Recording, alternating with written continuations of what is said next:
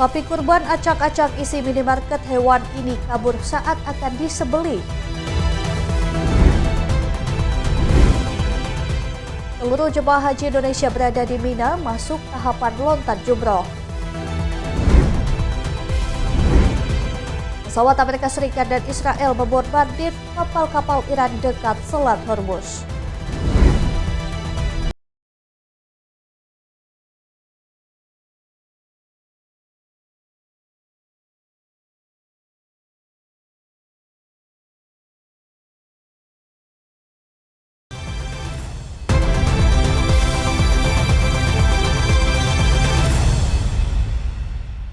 Kita awali dengan informasi yang pertama. Pemirsa, seekor sapi kurban mengamuk dan menabrak seorang pengendara motor di Kabupaten Bogor, Jawa Barat. Tak hanya itu, sapi ukuran jumbo ini mengacak-ngacak isi minimarket. Sapi ini kabur saat akan disembelih sebagai hewan kurban pada Idul Adha 1447 Hijriah. Detik-detik sapi mengamuk terekam warga setempat.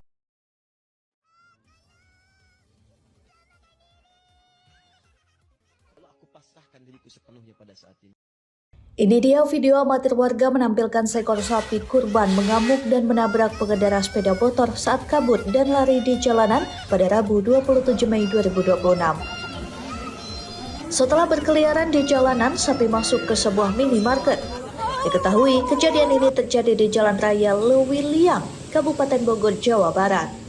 Sejumlah warga dan pengunjung minimarket berhamburan berusaha menyelamatkan diri saat mengetahui ada sapi kurban yang mengamuk dan merusak sejumlah fasilitas minimarket. Beruntung aksi sapi kurban tidak menelan korban luka atau jiwa. Tak butuh waktu lama, sapi berhasil dijinakkan warga setempat. Jadi turun dari mobil, dia loncat, pegangannya nggak tahan, nggak kuat, nyebrang langsung masuk belakang. Ada sempat ngeluka nabrak warga nggak? Kendaraan doang yang lewat ya? Dua, satu ini yang biasa, tiga pasti bawa aja, nabrak lagi. Yang dirusak oleh sapi itu apa aja Pak tuh? Selain tadi katanya masuk ke minimarket ya? Iya. Ada yang luka-luka nggak warga? Nggak ada. Alhamdulillah nggak ada ya. Sempet dijinakin juga ya untuk sapinya juga ya Pak? Usut diusut, ternyata sapi berkeliaran di jalan dan merusak isi minimarket lantaran kabur kala diturunkan dari mobil pickup saat akan disembelih untuk dijadikan hewan kurban pada Idul Adha 1447 Hijriah. Dari Kabupaten Bogor, Jawa Barat, Tim Liputan Berita Nasional TV. Kita beralih ke berita seputar pelaksanaan ibadah haji 2026. Kementerian Haji dan Umroh Indonesia menyatakan pergerakan seluruh jemaah haji Indonesia dari Arafah menuju Musdalifah lalu tiba di Mina melanjutkan rangkaian ibadah. Kegiatan ini berjalan lancar sesuai rencana operasional yang telah disiapkan. Para jemaah diimbau mematuhi jadwal lontar jumroh dan tidak memaksakan diri.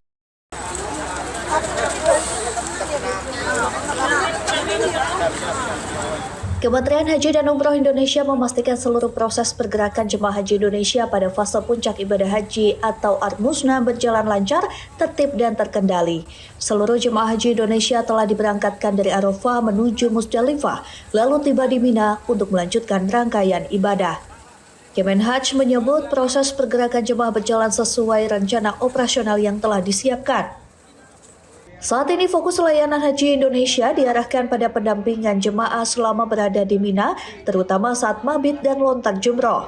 Juru bicara Kementerian Haji dan Umroh Maria Segaf mengatakan seluruh pergerakan jemaah dari Arafah menuju Musdalifah hingga Mina berjalan sesuai rencana. Maria menjelaskan kelancaran fase Ar-Musna menjadi hasil sinergi antara petugas haji Indonesia, otoritas Arab Saudi, dan kedisiplinan jemaah selama mengikuti arahan. Fokus pelayanan diarahkan pada pendampingan jemaah selama berada di Mina, khususnya dalam pelaksanaan lontar jumroh Aqobah dan hari-hari tasyrik. Sebanyak 751 petugas haji disiagakan di Mina dan ditempatkan di tenda-tenda jemaah serta sejumlah pos layanan sepanjang jalur menuju Jamarat. Selain itu, Kemenhaj juga menyiapkan petugas penjaga di Masjidil Haram. Para petugas dibagi ke dalam 10 satuan ad hoc, masing-masing bertanggung jawab terhadap 11 hingga 13 markas atau kawasan tenda jemaah. Seluruh jemaah diimbau tetap mematuhi jadwal lontar jumroh telah ditentukan dan tidak memaksakan diri, terutama pada siang hari ketika suhu di Mina mencapai 41 derajat Celcius. Jemaah diharapkan tetap berada di dalam tenda dan mengikuti arahan petugas. Selain itu, jemaah memanfaatkan jalur 2 atau jalur atas yang telah disiapkan sebagai jalur resmi pergerakan jemaah Indonesia menuju Jawa Barat guna mendukung kelancaran arus dan mengurangi potensi kepadatan. Hal lain yang tak kalah penting, jemaah menjaga kesehatan selama fase Mina dengan memperbanyak minum air putih, mengonsumsi makanan secara teratur, menggunakan payung atau pelindung kepala saat berada di luar tenda. Jemaah juga diminta membatasi aktivitas fisik tidak berkaitan langsung dengan kebutuhan ibadah. Perhatian khusus diberikan kepada jemaah lansia, penyandang disabilitas, dan jemaah resiko tinggi. Tim Liputan Berita Nasional TV. Kami menghimbau kepada seluruh jemaah. Selanjutnya, pelaksanaan puncak ibadah haji 2026 di Mina, Arab Saudi memasuki tahapan lontar jumroh. Total jemaah lebih dari 1,7 juta orang melontar jumroh. Pemerintah Arab Saudi mengeluarkan aturan ketat mengenai jadwal lontar jumroh.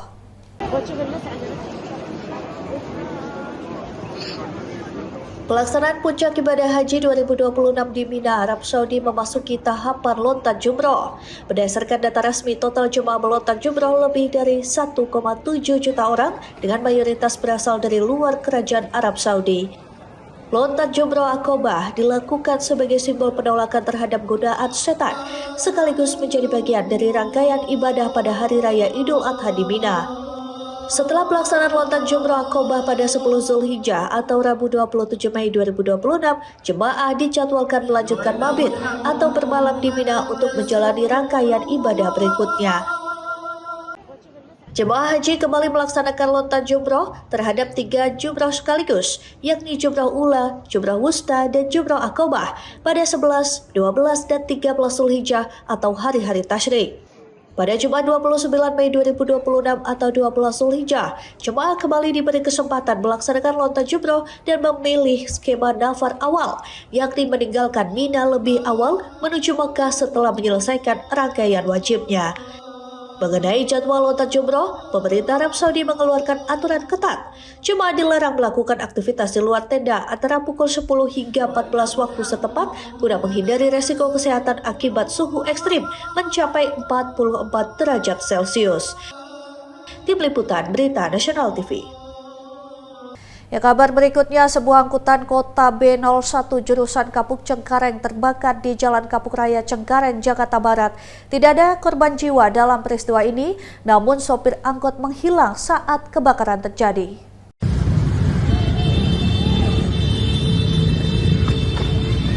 Kebakaran angkutan kota atau angkot B01 jurusan Kapuk Cengkareng terjadi di Jalan Kapuk Raya nomor 24 RT 10 RW 12 Kelurahan Kapuk, Kecamatan Kebonjeruk, Jakarta Barat pada Rabu malam 27 Mei 2026.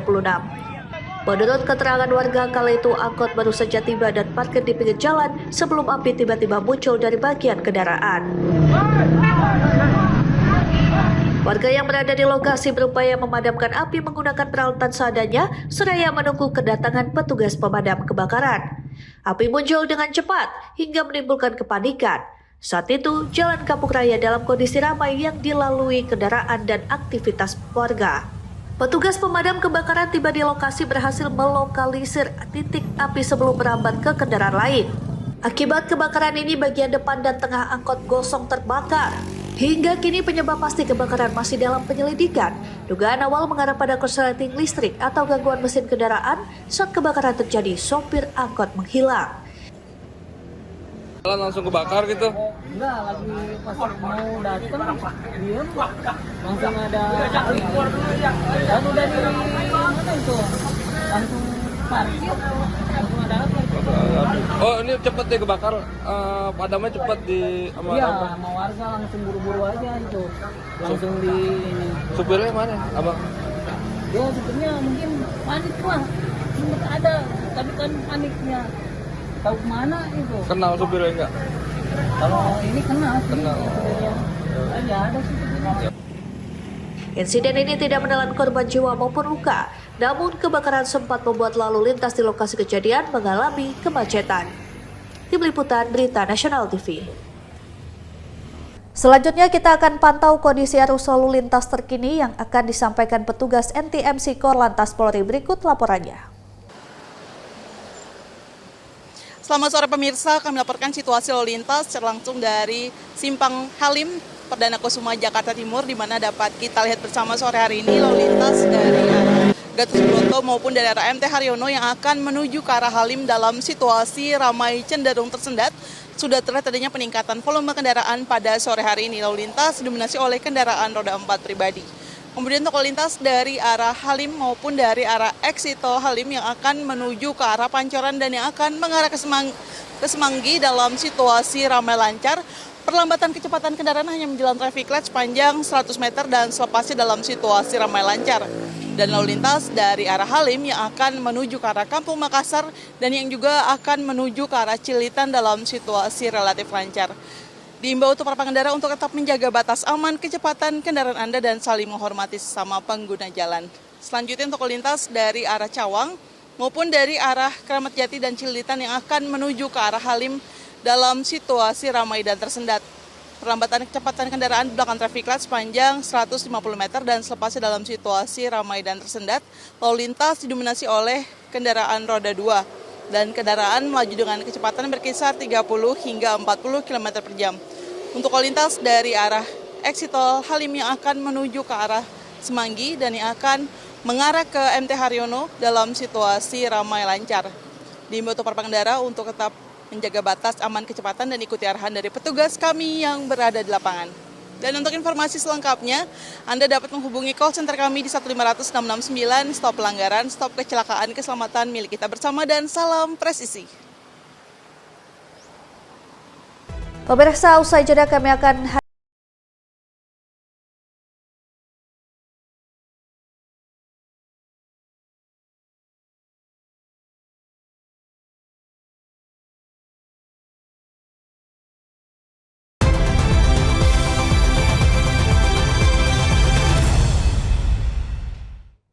Anda kembali menyaksikan Berita Nasional Petang. Pemirsa, Presiden Prabowo Subianto melaksanakan sholat Idul Adha 1447 Hijriah bersama para warga negara Indonesia dan diaspora di Wisma Indonesia Paris. Suasana begitu hikmat dan penuh keakraban saat Presiden bersilaturahmi dengan para jemaah usai menunaikan ibadah sholat berjamaah. Allahu Akbar, Allahu Akbar, Allah. Presiden Prabowo Subianto melaksanakan sholat sunnah Idul Adha 1447 Hijriah di Wisma Indonesia Paris, Prancis, Rabu pagi 27 Mei 2026 waktu setempat. Kehadiran Presiden dalam sholat berjamaah bersama warga negara Indonesia dan diaspora menjadi momen hangat dan penuh kebersamaan di tanah perantauan. Diiringi alunan takbir, Presiden Prabowo tiba di Wisma Indonesia sekitar pukul 08.40 waktu setempat dan langsung bergabung di saf sholat bersama para jemaah. Suasana hikmat terlihat sejak pagi hari saat WNI dan diaspora Indonesia memadati lokasi untuk melaksanakan sholat Idul Adha secara berjamaah. Sholat Idul Adha dipimpin Imam sekaligus Khatib Fahrudin Ar-Razi. Dalam khutbahnya, Fahrudin menyampaikan bahwa Idul Adha tidak hanya memiliki dimensi ketuhanan, tetapi juga mengandung nilai kemanusiaan, kepedulian sosial, dan pengorbanan demi ketaatan kepada Allah SWT. Usai menunaikan ibadah sholat Idul Adha, Presiden Prabowo bersilaturahmi dan menyapa para jemaah yang hadir dalam suasana penuh keakraban. Momen ini menjadi ruang kebersamaan antara kepala negara dan masyarakat Indonesia di luar negeri, sekaligus memperkuat persatuan dan semangat Idul Adha di tanah rantau. Tim Liputan Berita Nasional TV. Idul Adha 1447 Hijriah menjadi momen penuh kehangatan bagi warga negara Indonesia dan diaspora di Paris, Prancis. Kehadiran Presiden Prabowo Subianto saat sholat Idul Adha berjamaah di Wisma Indonesia menambah rasa kebersamaan dan kebanggaan bagi masyarakat Indonesia di tanah rantau.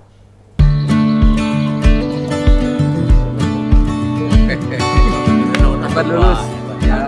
Suasana Idul Adha 1447 Hijriah di Wisma Indonesia Paris, Prancis pada Rabu 27 Mei 2026 waktu setempat terasa penuh kehangatan bagi warga negara Indonesia dan diaspora yang ada.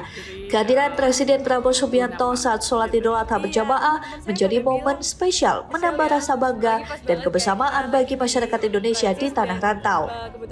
Momen ini dirasakan 4 mahasiswa Hubungan Internasional Universitas Brawijaya yang sedang berada di Prancis untuk mengikuti kegiatan akademik. Mereka mengaku tidak menyangka bisa menjalankan sholat Idul Adha bersama Presiden Prabowo di Paris setelah sebelumnya mengikuti konferensi dan lomba model United Nations di Lyon. Suasana keakraban bersama sesama WNI menjadi pengobat rindu terhadap Indonesia. Pak Presiden ini sangat-sangat ramah ya. Dan juga apalagi kita bisa diberi kesempatan untuk halal bihalal secara langsung, jadi benar-benar sangat menyenangkan seperti itu. Kehangatan serupa juga dirasakan WNI asal Jakarta Mirna Damayanti yang sedang melakukan perjalanan bisnis di Paris. Baginya, suasana takbir dan sholat Idul Adha di tengah bangunan bersejarah kota Paris memberikan kesan damai dan berbeda. Kehadiran Presiden Prabowo menjadi kejutan tidak disangka, sekaligus menjadi momen berkesan dalam perayaan Idul Adha tahun ini. Sama Pak Prabowo ya mau barengan ya, itu tuh kayak bercandaan aja ya, tiba-tiba saya nggak daftar terus tahu-tahu diterima di depan boleh masuk ya, ini sih alhamdulillah banget sih, bener-bener nggak disangka-sangka. Dalam kesempatan ini, masyarakat Indonesia yang hadir turut menyanyikan sejumlah lagu nasional bersama-sama. Suasana keakraban dan kebersamaan terlihat kuat di tengah perayaan Idul Adha di tanah rantau. Bagi diaspora Indonesia di Paris, momen ini tidak hanya menjadi sarana ibadah, tetapi juga mempererat silaturahmi dan menegaskan rasa cinta terhadap tanah air. Tim Liputan Berita Nasional TV. Kabar berikutnya, Menteri Sosial Saifullah Yusuf yakin kunjungan kerja Presiden Prabowo Subianto ke Paris, Prancis akan menghasilkan manfaat bagi bangsa Indonesia. Kunjungan kali ini merupakan kunjungan keempat Prabowo ke Prancis. Iya, boleh Pak. Boleh. Ditarik ke sini, Pak. Nanti saya sampaikan. Maju lagi boleh. Menteri Sosial Saifullah Yusuf atau Gus Ipul yakin kunjungan kerja Presiden Prabowo Subianto ke Paris, Prancis akan menghasilkan manfaat bagi bangsa Indonesia. Hal ini disampaikan Gus Ipul di Masjid Istiqlal, Jakarta pada Rabu 27 Mei 2026. Menurut Gus Ipul, Kepala Negara punya pertimbangan sebelum melakukan kunjungan kerja termasuk ke Paris. Sebagai informasi, Presiden Prabowo kembali melakukan kunjungan kerja ke Prancis. Presiden Prabowo tiba di Bandara Orly, Paris sekitar pukul 10 waktu setempat atau pukul 15 Selasa 26 Mei 2026 usai menempuh perjalanan udara selama sekitar 16 jam. Kunjungan kali ini merupakan kunjungan keempat Prabowo ke Prancis. Sebelumnya, Prabowo melakukan beberapa pertemuan pada 14 Juli 2025, 23 Januari 2026, dan 14 April 2026. Kunjungan kerja ini digelar dalam rangka penguatan kemitraan strategis Indonesia-Prancis yang terus berkembang melalui intensitas hubungan dan kedekatan kedua presiden. Ya nanti tentu Presiden ada pertimbangan-pertimbangan khusus ya untuk melakukan kunjungan tidak hanya ke luar negeri, tapi pun kalau ke dalam negeri juga tentu ada pertimbangan-pertimbangan, dan kami yakin nanti akan membawa manfaat untuk Indonesia di masa yang akan datang. Itu yang paling penting ya. Dari Jakarta, Tim Liputan Berita Nasional TV. Pemirsa, penggunaan anggaran negara untuk pengadaan sapi kurban Presiden Prabowo Subianto pada Idul Adha 1447 Hijriah menuai sorotan. Tahun ini pemerintah menyalurkan sebanyak 1.098 ekor sapi kurban ke seluruh Indonesia. Polemik penggunaan anggaran negara untuk pengadaan sapi kurban Presiden Prabowo Subianto pada Idul Adha 1447 Hijriah mendapat tanggapan dari Wakil Ketua Umum Partai Golkar Bidang Kebijakan Publik Idrus Marham. Idrus menegaskan program bantuan sapi kurban Presiden merupakan bagian dari bantuan kemasyarakatan Presiden atau Banpres yang sah, memiliki dasar aturan, serta sepenuhnya diperuntukkan bagi masyarakat. Lebih jauh, Idrus menerangkan Ketua Umum DPP Partai Golkar menginstruksikan seluruh jajaran dan keluarga besar Partai Golkar memberikan dukungan penuh terhadap seluruh program dan kebijakan pemerintah karena pasti berkaitan dengan kepentingan rakyat, umat, dan negara. Menurut Idrus, penyaluran 1098 ekor sapi kurban Presiden Prabowo tidak boleh dipersepsikan sebagai kepentingan pribadi ataupun pencitraan politik. Alasannya, seluruh bantuan disalurkan kepada masyarakat di berbagai daerah di Indonesia melalui masjid, pondok pesantren, organisasi keagamaan, dan kelompok masyarakat yang membutuhkan. Idrus menilai kritik penggunaan APBN untuk pengadaan sapi kurban cenderung berlebihan dan mengabaikan substansi utama program yakni nilai sosial, gotong royong, solidaritas, dan pemerataan kesejahteraan. Apapun yang dilakukan oleh Presiden di dalam kebijakannya untuk kepentingan bangsa, untuk kepentingan rakyat, untuk kepentingan umat. Apalagi setelah kita melakukan kajian bahwa ternyata secara historis dari sisi kesinambungan kebijakan-kebijakan yang ada, bahwa penggunaan Bampres bukan kali ini memang sudah dilakukan ya dari waktu ke waktu, ada Bampres, bantuan Presiden dan lain sebagainya, dan saya kira ini tidak ada yang dilanggar. Demikian juga kajian yang kita lakukan bahwa penggunaan APBN juga tidak ada yang dilanggar. Pada Idul Adha tahun ini, pemerintah menyalurkan sebanyak 1098 ekor sapi kurban ke seluruh Indonesia. Sebanyak 598 ekor disalurkan ke pemerintah provinsi, kabupaten, dan kota. Sementara 500 ekor lain diberikan kepada organisasi Islam, pondok pesantren, dan tokoh agama. Tercatat, 525 peternak lokal terlibat dalam penyediaan sapi kurban Presiden tahun ini. Majelis Ulama Indonesia menyatakan pembelian hewan kurban oleh Presiden melalui anggaran negara tidak bermasalah secara hukum Islam. Tim Liputan Berita Nasional TV. Beralih ke kabar lain, pemirsa, Mahkamah Konstitusi mewajibkan partai politik memenuhi kuota minimal 30% keterwakilan perempuan dalam pencalonan legislatif. Putusan ini menjadi babak baru dalam politik nasional. KPU wajib menolak atau menggugurkan partai politik di dapil tertentu apabila syarat kuota perempuan tidak terpenuhi. Putusan Mahkamah Konstitusi atau MK mewajibkan partai politik memenuhi kuota minimal 30% keterwakilan perempuan dalam pencalonan legislatif menjadi babak baru dalam politik nasional. Putusan ini bukan hanya mempertegas aturan afirmasi perempuan, tetapi juga memberi ancaman tegas berupa diskualifikasi bagi partai politik yang melanggar di suatu daerah pemilihan atau dapil. MK menegaskan ketentuan kuota perempuan kini bersifat imperatif atau wajib dipenuhi. Artinya, partai politik yang gagal memenuhi keterwakilan perempuan minimal 30% dalam daftar bakal calon anggota legislatif bisa dicoret sebagai peserta pemilu di dapil. Menanggapi putusan ini, Wakil Ketua Umum Partai Golkar membidangi politik atau Ketua Kajian Politik Golkar, Idrus Marham, menegaskan Golkar tidak sedikit pun khawatir terhadap aturan baru ini. Menurut Idrus, Golkar sejak lama sudah menempatkan kader perempuan sebagai bagian penting dalam sistem kaderisasi dan pembangunan demokrasi partai. Idrus menegaskan, Partai Golkar menjadi salah satu pelopor perjuangan affirmative action, kuota 30% perempuan. Daya dorongannya karena ini lagi nih pesannya Pak Bahlil selaku Ketua Umum.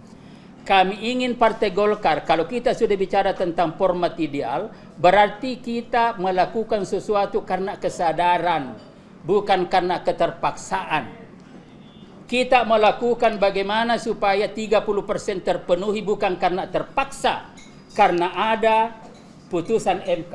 Tetapi atas kesadaran sebagai sebuah format politik, sebagai realitas eksistensi, ya, putri-putri bangsa yang perempuan itu juga punya potensi yang harus diberikan ruang, yang diberikan ini kesadaran, bukan keterpaksaan. Lebih jauh, Idrus menilai putusan MK menjadi momentum penting mengakhiri praktik demokrasi setengah hati selama ini yang masih terjadi. Putusan MK ini lahir dari uji materi terhadap Undang-Undang Pemilu yang meminta ada sanksi lebih tegas bagi partai yang tidak memenuhi afirmasi perempuan dalam pencalonan legislatif. Dalam putusannya, MK menilai sanksi administratif selama ini berlaku belum cukup efektif mendorong keterwakilan perempuan secara nyata di parlemen. Mahkamah bahkan menegaskan KPU wajib menolak atau menggugurkan partai politik di dapil tertentu apabila syarat kuota perempuan tidak terpenuhi. Dari Jakarta, Mahendra Dewananta, Ade Chandra, Berita Nasional TV. Amerika Serikat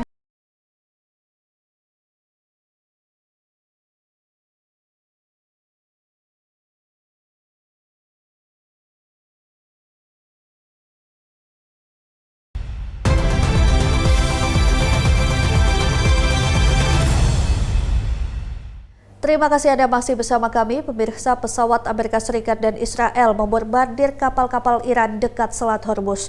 Serangan ini menelan korban jiwa. Penyerangan terjadi saat upaya negosiasi Tehran dan Washington mengakhiri perang secara permanen.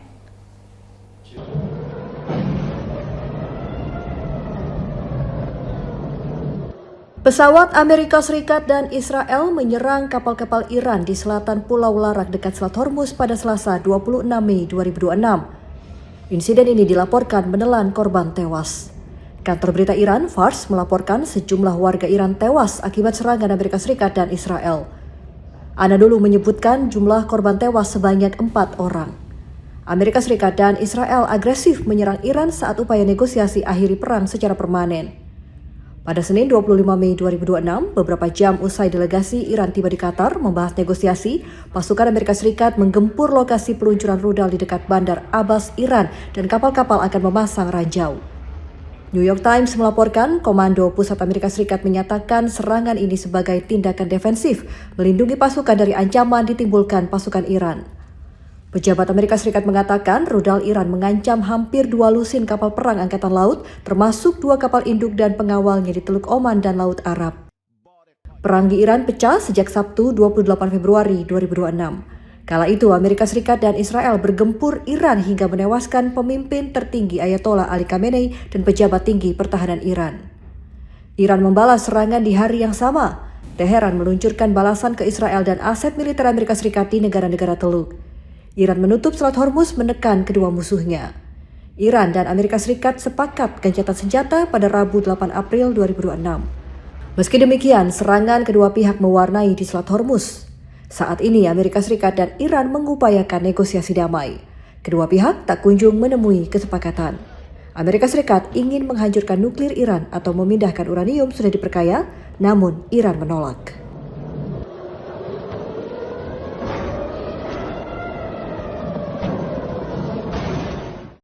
Kabar berikutnya, Presiden Trump meminta negara-negara Arab menekan Abraham Accords sebagai syarat negosiasi damai dengan Iran. Abraham Accords adalah perjanjian rekonsiliasi hubungan diplomatik antara negara Arab dengan Israel. As you noted, the entire world, it was proven to the entire world that the Iranian people with their courage. Presiden Amerika Serikat Donald Trump meminta negara-negara Arab menekan Abraham Accords sebagai syarat negosiasi damai dengan Iran. Trump pada Senin 25 Mei 2026 meminta agar negara-negara Muslim terlibat negosiasi damai Amerika Serikat dan Iran bergabung dengan Abraham Accords. Abraham Accords adalah perjanjian rekonsiliasi hubungan diplomatik antara negara Arab dengan Israel yang dicetuskan Trump di masa jabatan pertama sebagai Presiden Amerika Serikat. Uni Emirat Arab, Bahrain, dan Maroko menekan perjanjian. Sudah bergabung namun belum menjalin hubungan dengan Israel. Trump secara khusus meminta agar Arab Saudi, Qatar, Mesir, Yordania, Pakistan, dan Turki ikut bergabung. Pada 2023, Saudi sempat terlibat pembicaraan bergabung Abraham Accords, namun tak lanjut setelah Israel menyerang Gaza. Saudi menegaskan tak akan menormalisasi hubungan dengan Israel tanpa kemerdekaan Palestina. Zionis meluncurkan agresi brutal ke jalur Gaza, Palestina pada 7 Oktober 2027, menewaskan lebih dari 70.000 warga Palestina. Imbasnya, tak ada lagi sikap lembut dari negara Muslim ke Israel.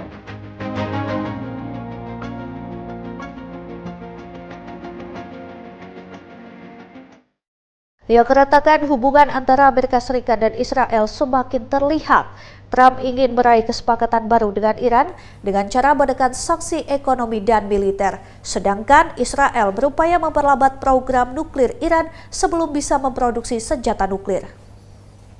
The Prime Minister of the State of Israel and His Highness, the Minister of Foreign Affairs and International Cooperation of the United Arab Emirates, will sign. Tak harmonis hubungan antara Amerika Serikat dan Israel semakin mencuat.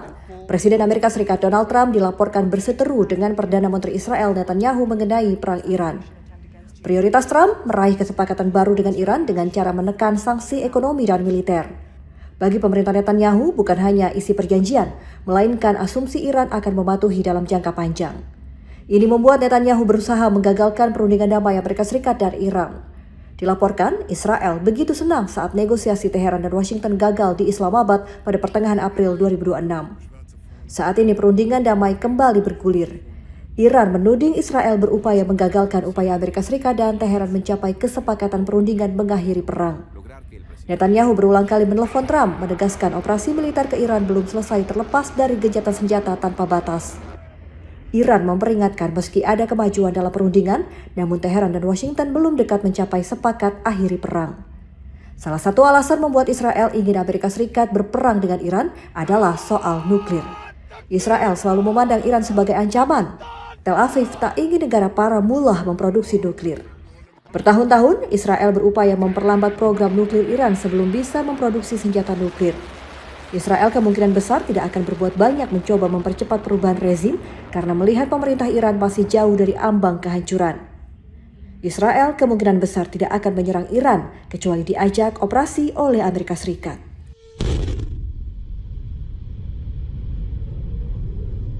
Pemirsa, kami akan kembali usai jeda dengan informasi Presiden Trump akan mengadakan pertarungan UFC di halaman selatan Gedung Putih. Tetaplah bersama kami.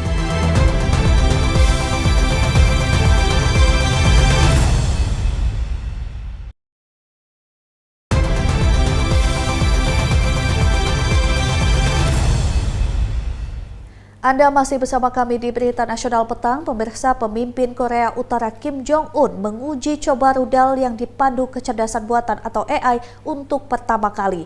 Korea Selatan mendeteksi beberapa proyektil ditembakkan dari wilayah Korea Utara menuju perairan barat. 김정은 동지께서는 전술 연습이 끝난 후 신형 주력 탱크의 전투적 성능을 다시금 묘사하시면서 다음과 같은 견해를 피력하셨습니다. Korea Utara menguji coba rudal dipandu kecerdasan buatan atau AI untuk pertama kalinya. Pemimpin Korea Utara Kim Jong-un mengawasi peluncuran ini dan mengaku puas atas hasilnya. Uji coba melibatkan berbagai sistem senjata, termasuk rudal jelajah berkemampuan nuklir akan dikerahkan di dekat perbatasan dengan Korea Selatan. Sky News pada Rabu 27 Mei 2026 menerangkan, rudal balistik dengan hulu ledak misi khusus dirancang untuk penggunaan nuklir di medan perang juga turut diuji. Pengujian menunjukkan senjata dan sistem peluncuran otomatis berhasil ditingkatkan agar sesuai kondisi peperangan modern sehingga mempermudah penerapannya dalam pertempuran. Kim Jong-un menyerukan upaya lebih lanjut memodernisasi pasukan artileri agar tidak tertandingi. Peluncuran ini dikonfirmasi militer Korea Selatan. Radar pemantau Korea Selatan mendeteksi beberapa proyektil ditembakkan dari wilayah Korea Utara menuju perairan barat. Otoritas keamanan Seoul menyebut ada satu rudal balistik jarak dekat terpantau terbang sejauh 80 km. Pihak Seoul belum merinci lebih jauh mengenai jenis-jenis senjata lain dalam uji coba serentak ini. Kim mempercepat upaya meningkatkan kemampuan nuklir dan rudal Korea Utara sejak diplomasi beresiko tinggi dengan Presiden Amerika Serikat Donald Trump gagal pada 2019.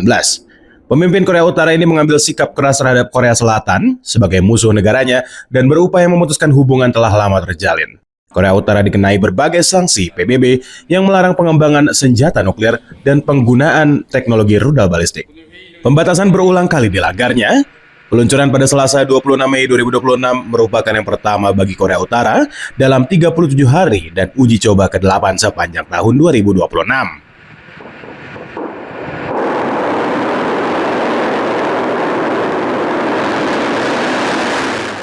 Ya, Presiden Trump mengatakan akan ada pertarungan UFC di halaman selatan Gedung Putih menjelang perayaan 250 tahun kemerdekaan Amerika Serikat.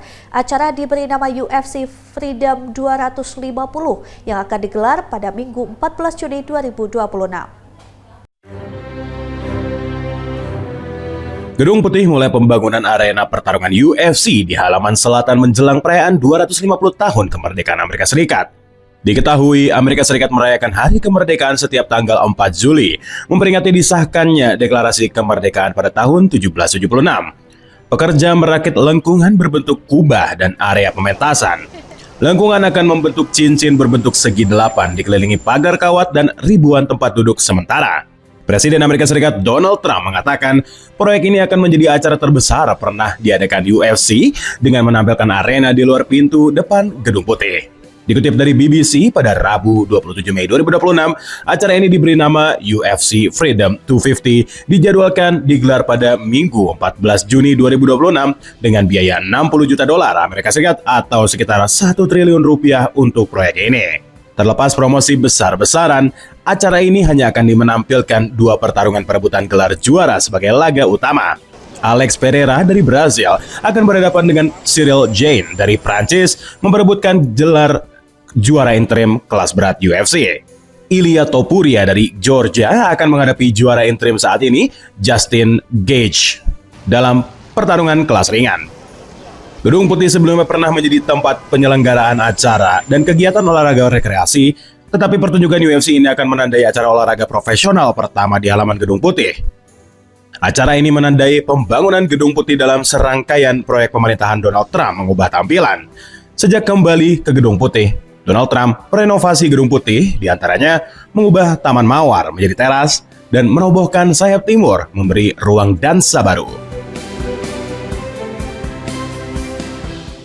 Informasi selanjutnya, tim peneliti Jepang berhasil menguji pembakaran pertama mesin jet yang dirancang bagi pesawat hipersonik. Uji coba ini bisa memangkas waktu perjalanan udara antara Jepang dan Amerika Serikat menjadi 2 jam. Sebelumnya bisa menghabiskan waktu tempuh hingga 15 jam. Tim peneliti Jepang berhasil menguji pembakaran pertama mesin jet dirancang bagi pesawat hipersonik berkecepatan Mach 5. Uji coba pada April 2026 menjadi tonggak sejarah baru teknologi penerbangan Jepang. Tim gabungan dari para peneliti Universitas Waseda di Tokyo dan Badan Eksplorasi Dirgantara Jepang menargetkan teknologi bisa digunakan secara praktis pada dekade 2040-an. Jika terrealisasi, waktu perjalanan udara antara Jepang dan Amerika Serikat bisa dipangkas menjadi 2 jam. Saat ini, penerbangan dari Jepang ke Amerika Serikat membutuhkan waktu antara 10 hingga 15 jam, tergantung kota keberangkatan dan tujuan. The Mainichi, Senin 11 Mei 2026, menerangkan perjalanan menuju komersialisasi pesawat masa depan masih panjang. Anggota tim peneliti sekaligus profesor di Universitas Waseda, Tetsuya Sato, menyatakan pencapaian ini hanyalah langkah awal. Hal senada diungkapkan Hideyuki Taguchi, profesor dari Tokyo University of Science, terlibat dalam penelitian ini. Taguchi menjelaskan masa pengembangan pesawat hipersonik jauh lebih kompleks dibandingkan pesawat biasa. Target berikut dari proyek dirancang sejak 2013 adalah melakukan demonstrasi penerbangan sesungguhnya.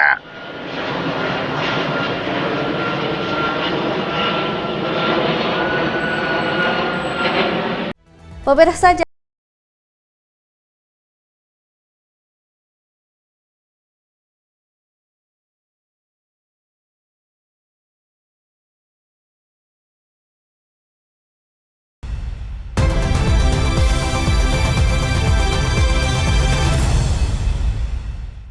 Anda kembali menyaksikan berita nasional petang. Pemirsa, Yaman, sebuah negeri kuno di ujung selatan Semenanjung Arab, menyimpan sejarah panjang, keindahan arsitektur, hingga kisah peradaban besar.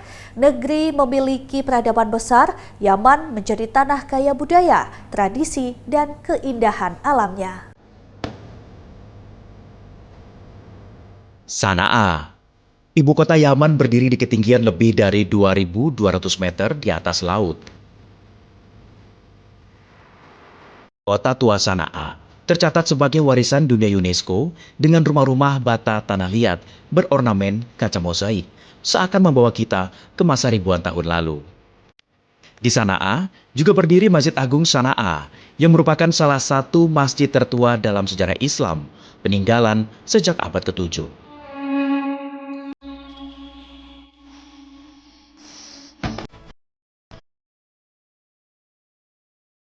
Dari dataran tinggi, kita bergeser ke selatan Yaman.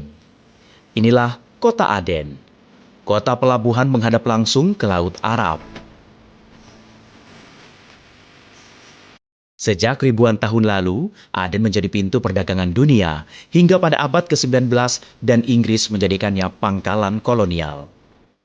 Hingga kini, Aden masih dikenal sebagai kota kosmopolitan dengan pelabuhan alami yang strategis dan peninggalan bersejarah seperti Cisterns of Tawila dan kawasan kawah yang unik. Dari selatan Yaman, kita menuju ke jantung pegunungan Yaman, yaitu kota Ib. Ib dijuluki sebagai kota hijau Yaman. Ib adalah daerah paling subur di negara ini. Hujan melimpah menjadikan tanahnya subur dengan ladang pertanian terasering yang indah. Keindahan kota Ib ini juga sekaligus memperlihatkan sisi tenang kehidupan masyarakat Yaman. Yemen, negara yang dikenal sebagai asal bangsa Arab, punya kota-kota yang indahnya luar biasa. Kota Sana'a, ibu kota, adalah salah satu kota yang tertua di dunia ini. Di jalan-jalannya kita masih bisa merasa budaya Arab yang lama. Di Ma'rib, kita bisa lihat sejak kerajaan Sabah yang disebut dalam Al-Quranul Karim, bukti sejarah besar dari negara ini. Dan kalau pergi ke kota Ib, kota saya, cuacanya sangat segar dan gunung-gunungnya hijau sekali. Makanya sering dipanggil kota hijau. Semua ini bikin Yaman beda banget sama negara Arab yang lain. Negara dengan sejarah panjang dan budaya kaya dan keindahan yang luar biasa. Berkunjung ke Yaman tak lengkap rasanya jika kita tidak berkunjung ke kota Ma'rib, bekas pusat kerajaan Sabah yang disebut dalam kisah Ratu Sabah. Di sini berdiri bendungan Ma'rib kuno, keajaiban teknik yang pernah menyuburkan tanah Arab berabad-abad lamanya. Ma'rib bukan hanya situs sejarah, tetapi juga menjadi pusat energi Yaman dengan cadangan minyak dan gas terbesar di negeri ini. Warga Yaman di Indonesia pun mengatakan bahwa perjalanan ke negeri Yaman kita seperti mengenang ke kehidupan di masa lalu, ditambah dengan bertemu dengan penduduk Yaman yang ramah. Yaman adalah salah satu peradaban tertua di dunia. Tanah Ratu Sabah, gedung pencakar langit Wono Shibah, dan kota Sana'a yang indah dengan arsitektur khasnya. Tapi Yaman bukan hanya sejarah, melainkan juga budaya, keramahan, dan cita rasa yang tak terlupakan. Kenapa harus ke Yaman? Karena di sini kamu seperti berjalan mundur ke masa lalu, menjelajahi musim hidup, menikmati kopi terbaik dari tanah asalnya, dan bertemu orang-orang yang ramah luar biasa. Apa bedanya Yaman dengan negara Arab lain? Pemandangannya dari pegunungan hijau, gurun luas, sampai pantai yang indah. Budayanya pun unik, dengan tairan tradisi dan ketubuhan hati yang menginspirasi dunia. Dari Sana'a dengan arsitektur kunonya, Aden dengan pelabuhan strategis, Ib yang hijau dan subur, hingga Ma'rib yang kaya sejarah dan energi, Yaman tetaplah negeri dengan warisan dan peradaban besar. Di tengah tantangan zaman, pesona Yaman terus mengingatkan dunia pada julukannya di masa lalu, Arabia Felix, tanah yang berbahagia. Ishakan, Berita Nasional TV. Pemirsa, demikian Berita Nasional Petang telah menemani Anda. Jangan lupa saksikan Berita Nasional Malam pada pukul 20.